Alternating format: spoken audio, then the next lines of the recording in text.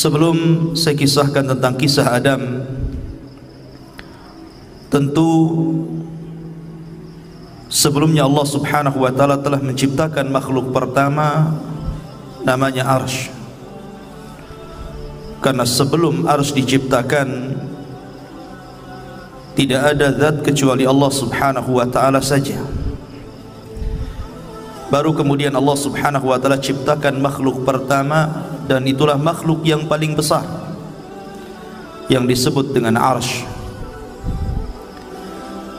Tapi para ulama akidah mengatakan bahwa makhluk yang pertama kali diciptakan adalah Arsy, kemudian qalam. Baru setelah Allah Subhanahu wa taala menciptakan Arsy-nya, kemudian setelah itu menciptakan qalam, dan Allah berfirman kepada qalam, catatlah segala sesuatu yang akan terjadi sampai kiamat dibangkitkan. Maka qalam pun kemudian mencatat seluruh takdir. Tidak ada satupun kecuali berdasarkan takdir Allah Subhanahu wa taala. Kemudian setelah qalam tidak lagi mencatat karena kehabisan tinta dan telah kering, maka catatan itu diletakkan di Lauhil Mahfuz, yang kemudian Allah Subhanahu wa taala memerintahkan para malaikat untuk menjaganya. Dari sinilah kemudian Allah Subhanahu wa taala menciptakan langit dan bumi, dimulai dari hari Ahad dan diakhiri pada hari Jumat. Hanya 6 hari: Ahad, Senin, Selasa, Rabu, Kamis, Jumat.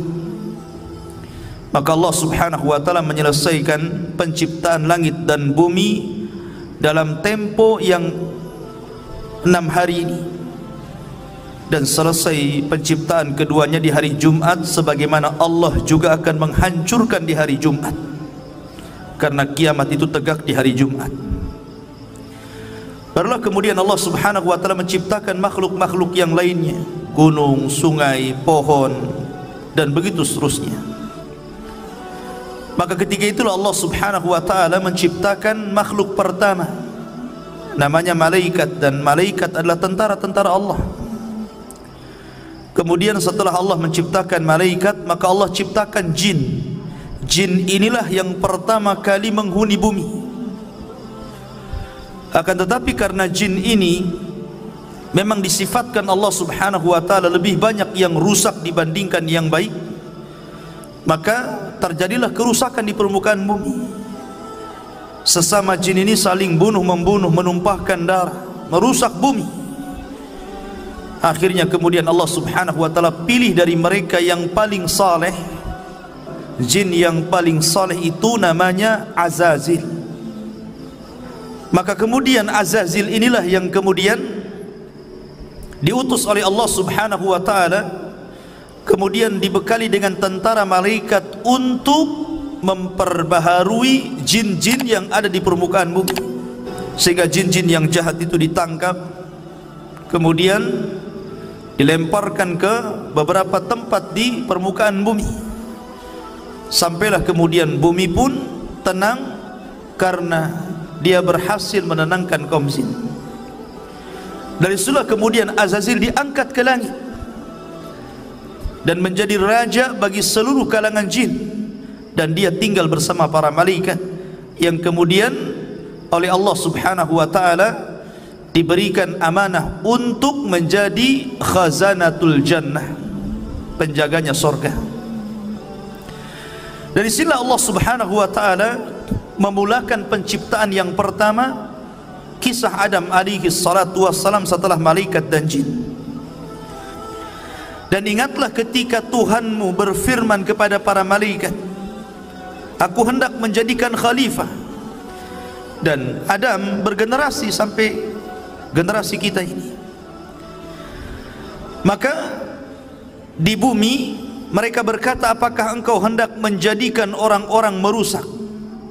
Qalu ataj'alu fiha man yufsidu fiha wa yasfikud dima. Ya Rabb, apakah engkau hendak menjadikan ciptaanmu itu orang yang merusak dan menumpahkan darah di sana, maksudnya di bumi?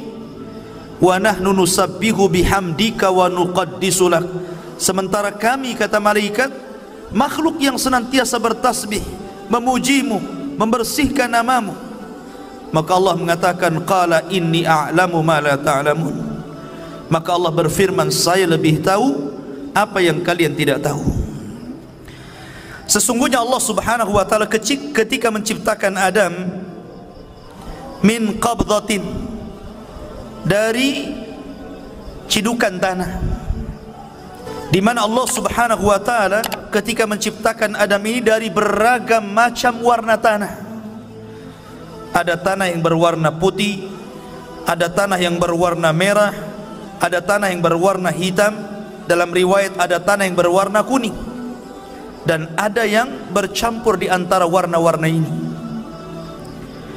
Dari sinilah kata para ulama, maka perbedaan warna-warna dari keturunan Adam alaihi salatu wassalam karena memang bahan baku Nabi Adam sendiri dari berbagai macam warna. Jadi kalau yang kulit hitam, ya dari tanah hitam. Kalau kulit putih, tanahnya putih. Kalau kulitnya kuning, tanahnya kuning. Artinya bahwa Allah subhanahu wa ta'ala menciptakan dari berbagai macam warna tanah, dan itulah menjadi keturunan Banu Adam. Kemudian di antara tanah yang diambil untuk menciptakan Adam itu ada yang al-khabith, ada jelek tanahnya. Wa tayyib, ada tanah yang baik. Was-sahlu, ada yang mudah diambil. Wal haznu, ada yang susah. Dan ada yang bercampur semuanya. Dari sini pula kemudian di antara turunan Adam ada yang jahat, ada yang baik, ada yang keras kepala, ada yang muda, ada yang lembut, begitu kan?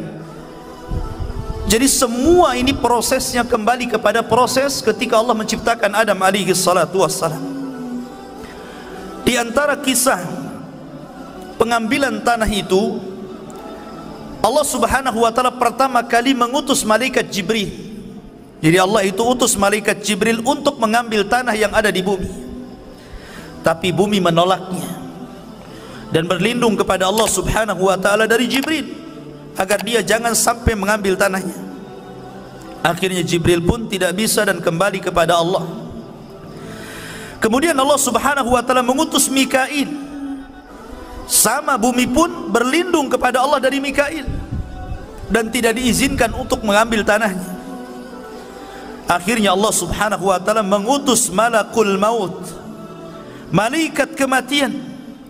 Ketika kemudian bumi berlindung kepada Allah subhanahu wa ta'ala, maka malaikat maut pun mengatakan, wa ana a'udzu billahi an arji. Sebagaimana engkau berlindung kepada Allah agar aku tidak mengambil tanahmu, maka aku pun berlindung kepada Allah, aku tidak akan kembali kepada Allah sampai ku ambil tanahmu.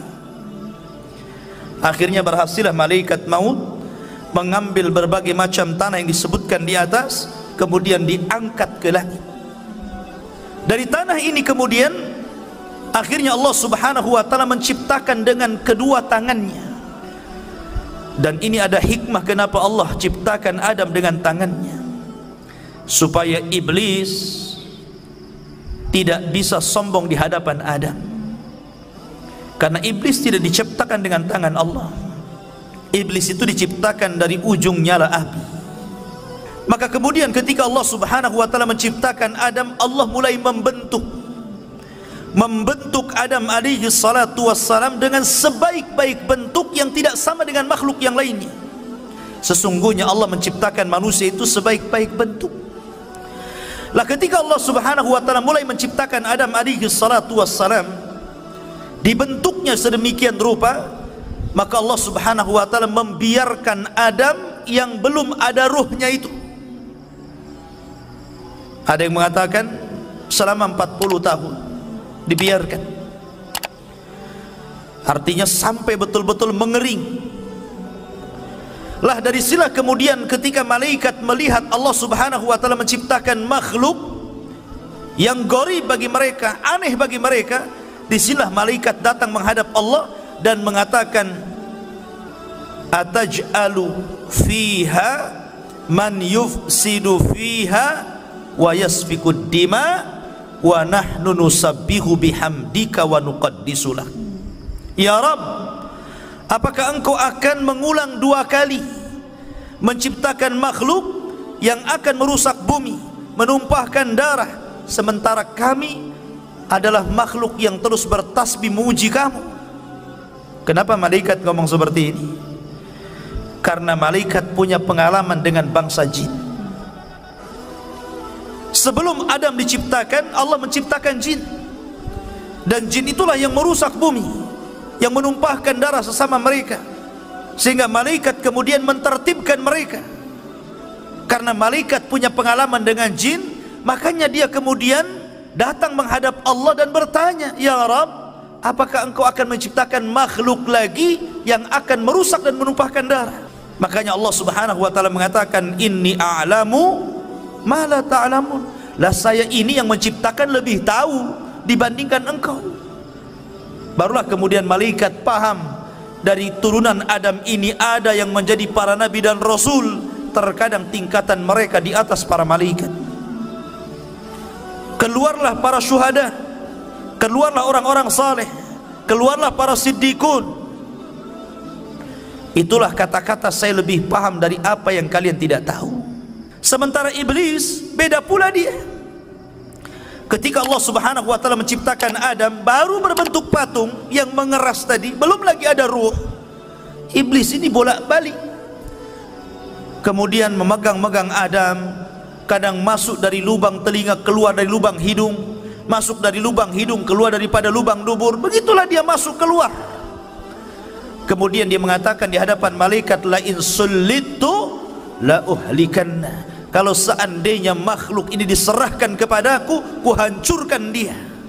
Sampailah kepada waktu yang ditentukan, waktu yang menegangkan, ketika Allah hendak meniupkan ruh kepada Adam. Maka Allah Subhanahu wa taala memerintahkan para malaikatnya agar berkumpul.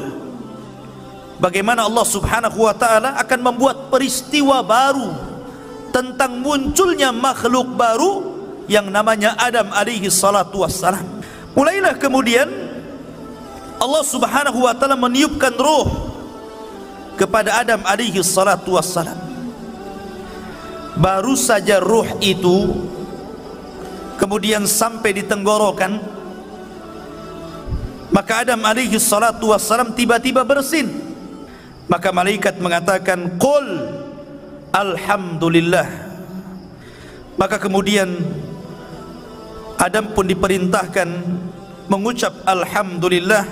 Maka ketika Allah mendengar Adam memuji Allah, maka Allah pun berfirman, yarhamuka rabbuk, Rabbmu telah merahmatimu. Masyarul muslimin yang dirahmati Allah Subhanahu wa taala. Kemudian ketika ruh terus masuk ke dalam jasad Adam alaihi salatu wassalam, dan mata pun sudah mulai melihat, rupanya Adam alaihi salatu wassalam berada di sorga. Maka ketika Adam, subhanallah, ruhnya sempurna, dari setelah kemudian Adam langsung memakan buah sorga, dan seluruh buah sorga dihalalkan untuk dimakan kecuali satu, nanti kisahnya. Maka ketika Adam alaihi salatu wassalam sempurna menjadi manusia, birruhi wal jasad, ada ruh ada jasadnya,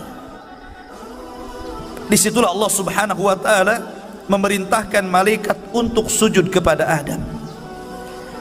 Maka Allah Subhanahu wa taala menggambarkan bagaimana malaikat ini tunduk patuh akan perintah Allah dan menghormat kepada Adam.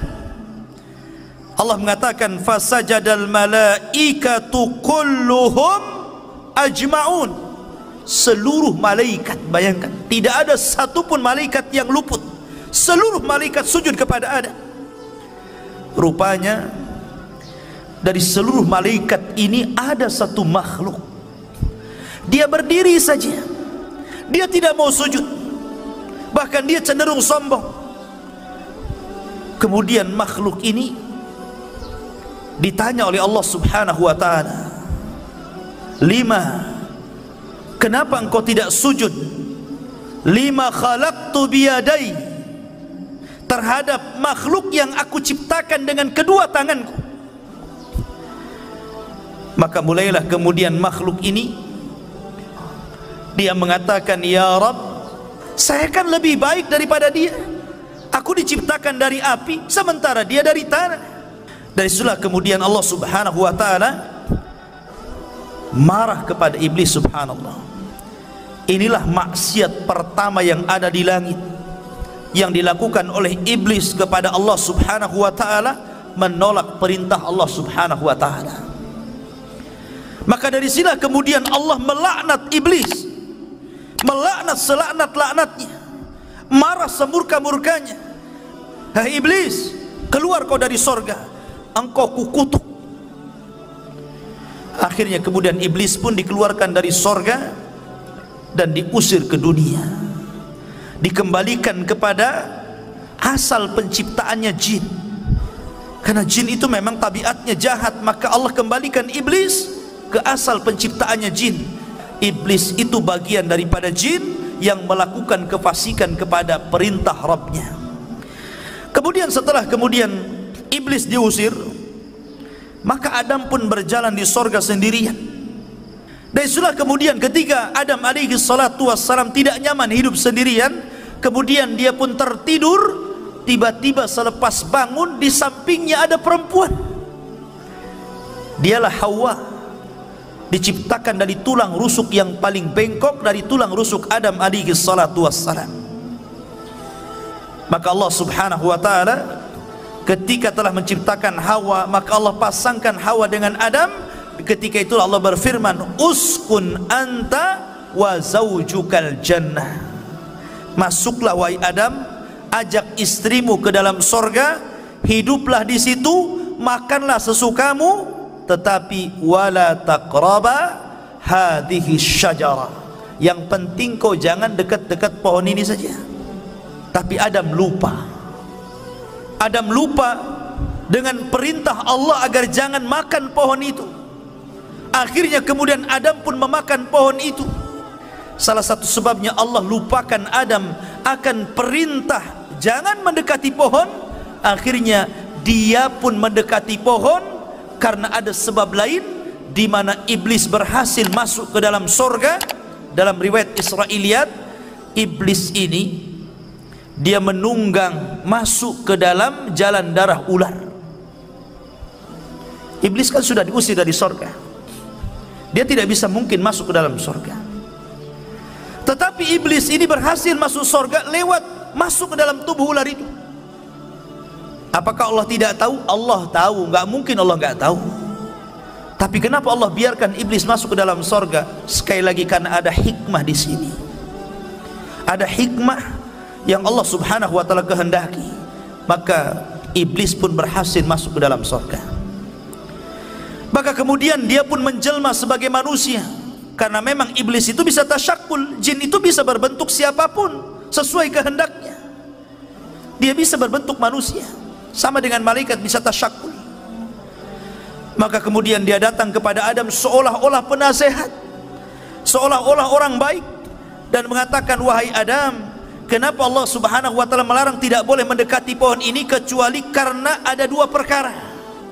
Antakuna malakaini au takuna minal khalidin. Boleh jadi kalau engkau memakan buah larangan ini, kalian berdua akan Allah jadikan malaikat, atau Allah akan kekalkan di sorga. Allah tidak mau engkau kekal di sini. Akhirnya mulai goyang Adam. Ketika iblis tidak sanggup mempengaruhi Adam alaihi salatu wassalam, akhirnya dia pengaruhi lewat istrinya. Kemudian juga Al-Imam Ibnu Katsir rahimahullahu ta'ala dalam kitab Bidayah wa Nihayah menjelaskan bahwa Adam ini memiliki perawakan yang tinggi, sittuna dzira'an, memiliki 60 hasta. Satu hasta itu setengah meter, berarti 60 hasta berarti 30 meter. Itu tingginya Nabi Adam. Kemudian lebarnya 7 hasta, berarti lebarnya itu 3,5 meter, tingginya 30 meter. dan memiliki usia yang panjang. Ketika Allah Subhanahu wa taala kemudian takdirkan bahwa Adam alaihi salatu wassalam memakan buah larangan, akhirnya kemudian Adam pun diusir oleh Allah dari sorga. Qul nahbitu minha jami'an, kami katakan keluar kalian semua, hei Adam, hei Hawa, keluar kalian dari sorga. Maka di sini tiga makhluk diusir, iblis, Adam, dan juga Hawa. Mereka berjumpa di bumi. Ada yang mengatakan Adam diturunkan di India, sementara Hawa itu diturunkan di Mekah. Kemudian berjumpa di bukit Jabal Rahmah. Ada yang mengatakan Adam juga meninggal di India, ada yang mengatakan di Mekah, ada yang mengatakan di Syam. Allahu a'lam. Ya. Yang jelas kita tidak menetapkan yang tidak ditetapkan, hanya menukil beberapa kisah Israiliyat. Artinya bahwa Adam alaihi salatu wassalam kemudian diturunkan ke bumi. Maka akhirnya kemudian Adam alaihi salatu wassalam ketika sampai di bumi, Adam menangis, menangis sejadi-jadinya. Ketika itu Jibril datang dan berusaha menghibur Adam, tapi Adam tetap menangis. Menangis karena bukan karena sedih dia diturunkan dari bumi, tidak, tapi karena menyesal karena maksiat yang dilakukan kepada Allah Subhanahu wa taala, sehingga dia berdoa kepada Allah, Rabbana zalamna anfusana wa illam taghfir lana wa tarhamna lanakunanna minal khasirin. Ini doanya Nabi Adam. Tapi lihat iblis, ketika diusir dari sorga, bukannya minta maaf, bukannya minta ampun kepada Allah, malah minta yang lain pula. Dia mengatakan, fa'angdirni ila yaumi yub'atsun, ya Rabb, tangguhkan aku sampai hari kau bangkitkan, maka tangguhkan usiaku sampai kiamat dibangkitkan. Akhirnya Allah tangguhkan iblis. Makanya iblis itu satu-satunya jin yang tidak akan pernah mati. Ketika Adam sudah di bumi, Hawa sudah di bumi, dan Allah pertemukan keduanya, akhirnya kemudian diilhamkan untuk menutup aurat keduanya. Maka disinilah permulaan permusuhan antara iblis dan Adam serta anak keturunannya.